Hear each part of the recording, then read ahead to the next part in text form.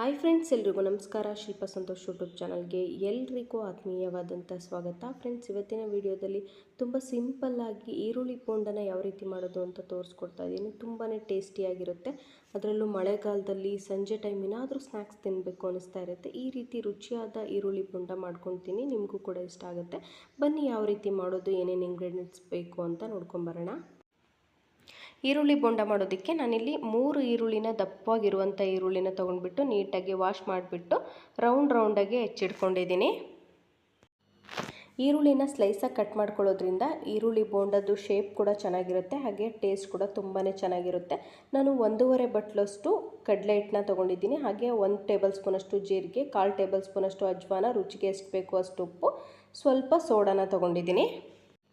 ನಾನಿಲ್ಲಿ ಒಂದು ಅಗಲವಾಗಿರುವಂಥ ಬೌಲ್ನ ತೊಗೊಂಡ್ಬಿಟ್ಟು ಅದಕ್ಕೆ ಕಡಲೆ ಹಿಟ್ಟನ್ನ ಸೇರಿಸ್ಕೊಳ್ತಾ ಇದ್ದೀನಿ. ನಾನು ಮುಂಚೆನೇ ಕಡಲೆ ಹಿಟ್ಟನ್ನ ನೀಟಾಗಿ ಜರಡಿ ಹಿಡಿದು ಇಟ್ಕೊಂಡಿದ್ದೀನಿ. ಆನಂತರ ನಾನಿಲ್ಲಿ ಜೀರಿಗೆನ ಸೇರಿಸ್ಕೊಳ್ತಾ ಇದ್ದೀನಿ. ನೀವು ಕುಟಾಣಿಯಲ್ಲಿ ಕುಟ್ಟಿ ಬೇಕಾದರೂ ಹಾಕ್ಕೋಬೋದು. ನಾನಿಲ್ಲಿ ನೀಟಾಗಿ ಕೈಯಲ್ಲೇ ಪ್ರೆಸ್ ಮಾಡಿಬಿಟ್ಟು ಸೇರಿಸ್ಕೊಳ್ತಾ ಇದ್ದೀನಿ. ಜೀರಿಗೆ ನುಣ್ಣಗೆ ಪೌಡ್ರ್ ಆಗೋ ಅವಶ್ಯಕತೆ ಏನಿಲ್ಲ, ಸ್ವಲ್ಪ ಕೈಯಲ್ಲೇ ಈ ರೀತಿ ಪ್ರೆಸ್ ಮಾಡಿ ಹಾಕ್ಕೊಂಡ್ರೆ ಸಾಕಾಗುತ್ತೆ. ಇವಾಗ ನಾನು ಅಜ್ವಾನ್ ಕಾಳು ಇದೆಯಲ್ಲ, ಅದನ್ನು ಕೂಡ ಕೈಯಲ್ಲೇ ಪ್ರೆಸ್ ಮಾಡಿಬಿಟ್ಟು ಸೇರಿಸ್ಕೊಳ್ತಾ ಇದ್ದೀನಿ. ಹಾಗೆ ನಾನಿಲ್ಲಿ 1/4 ಟೇಬಲ್ ಸ್ಪೂನಷ್ಟು ಸೋಡಾನ ಸೇರಿಸ್ಕೊಳ್ತಾ ಇದ್ದೀನಿ. ಹಾಗೆ ರುಚಿಗೆ ಎಷ್ಟು ಬೇಕು ಅಷ್ಟು ಉಪ್ಪನ್ನು ಸೇರಿಸ್ಕೋಬೇಕು.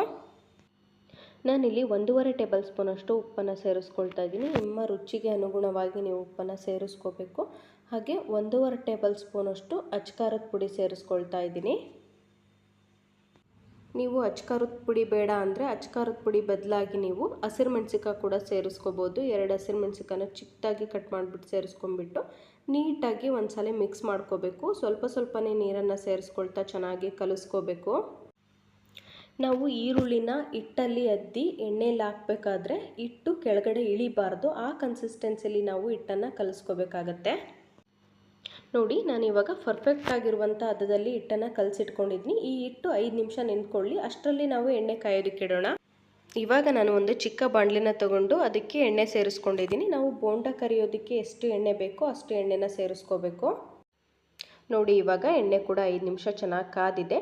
ಹಿಟ್ಟು ಕೂಡ ಚೆನ್ನಾಗಿ ನೆಂದಿದೆ. ಇವಾಗ ನಾವು ಈರುಳ್ಳಿನ ತಗೊಂಡು ಒಂದೊಂದೇ ಈರುಳ್ಳಿನ ತಗೊಂಡು ಹಿಟ್ಟಲ್ಲಿ ಎದ್ಬಿಟ್ಟು ಎಣ್ಣೆಯಲ್ಲಿ ಸೇರಿಸ್ಕೊಳ್ತಾ ಇದ್ದೀನಿ. ನೋಡಿ, ತುಂಬ ಚೆನ್ನಾಗಿ ಎಣ್ಣೆ ಕಾದಿರೋದ್ರಿಂದ ತುಂಬ ಚೆನ್ನಾಗಿ ಕ್ರಿಸ್ಪಿಯಾಗಿ ಈರುಳ್ಳಿ ಬೋಂಡ ರೆಡಿ ಆಗುತ್ತೆ. ಒಂದೊಂದೇ ಈರುಳ್ಳಿನ ತಗೊಂಡು ಹಿಟ್ಟಲ್ಲಿ ಎದ್ಬಿಟ್ಟು ಸೇರಿಸ್ಕೋಬೇಕು. ಎಣ್ಣೆ ಚೆನ್ನಾಗಿ ಕಾದಿರೋದ್ರಿಂದ ತುಂಬ ಬಿಸಿ ಇರುತ್ತೆ. ಸ್ವಲ್ಪ ಹುಷಾರಾಗಿ ನೋಡಿಬಿಟ್ಟು ಹಾಕ್ಕೋಬೇಕು. ಕೈಗೆ ಎಣ್ಣೆ ಸಿಡಿಯೋ ಚಾನ್ಸ್ ಕೂಡ ಇರುತ್ತೆ. 2 ಕಡೆ ನೀಟಾಗಿ ತಿರುಗಿಸ್ಕೊಳ್ತಾ 4ರಿಂದ 5 ನಿಮಿಷ ಬೇಯಿಸ್ಕೊಂಡ್ರೆ ಕ್ರಿಸ್ಪಿಯಾಗಿರೋ ಈರುಳ್ಳಿ ಬೋಂಡ ರೆಡಿ ಆಗುತ್ತೆ.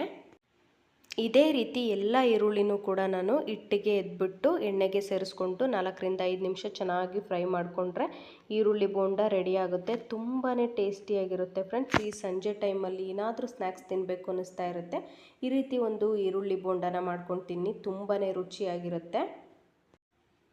ಫ್ರೆಂಡ್ಸ್, ಈ ಈರುಳ್ಳಿ ಬೋಂಡ ರೆಸಿಪಿ ನಿಮಗೂ ಕೂಡ ಇಷ್ಟ ಆಗಿದೆ ಅನ್ಕೋತೀನಿ. ಇಷ್ಟ ಆಗಿದ್ದರೆ ವಿಡಿಯೋಗೊಂದು ಲೈಕ್ ಮಾಡಿ.